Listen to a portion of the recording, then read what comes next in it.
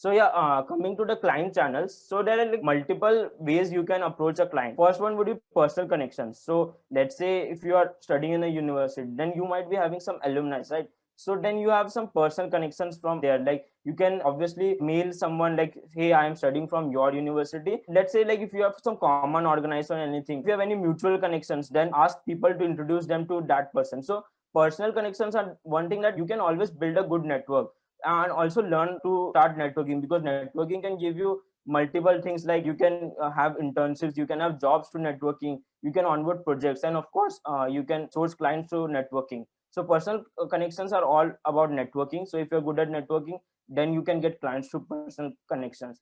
Another one would be LinkedIn and Instagram.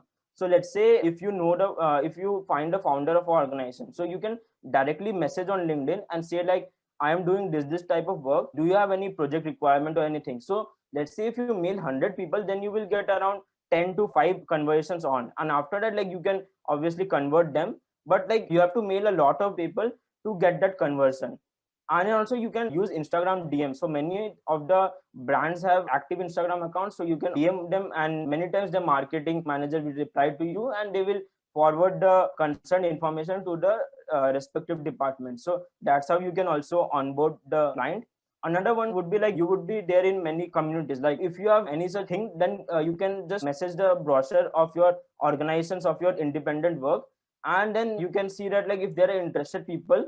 And also when you scroll to Twitter or LinkedIn, you will see many organizations are looking for some sort of work. So let's say if they're looking for some interns, then you can message them that like, I can do the same work as intern, and I can do it efficiently and in a low cost manner, and then you can convince them. So always check for Twitter and LinkedIn feeds and see like any of the organizations are having some problems or they need some type of help. So from that also you can get like multiple clients. And like once you have had a initial conversation, then you can set up an intro call. So it can be a Zoom or Meet call, and then you can convince them like, okay, I have such thing. And then you can convince upon a proper deliverable.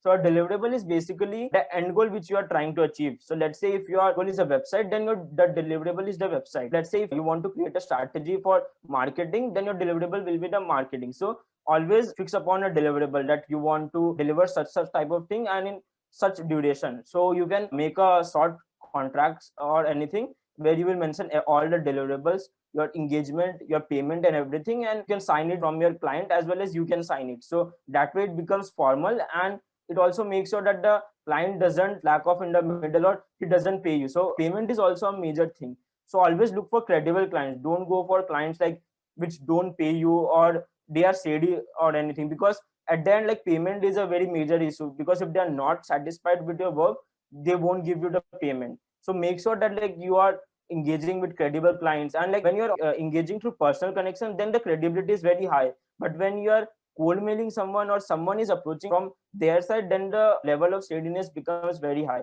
So just make sure that like the client has got good credibility. Ask feedback from others, check out their website and see whether if they are running or not. So just make sure that like everything is fine, and then only onboard a client.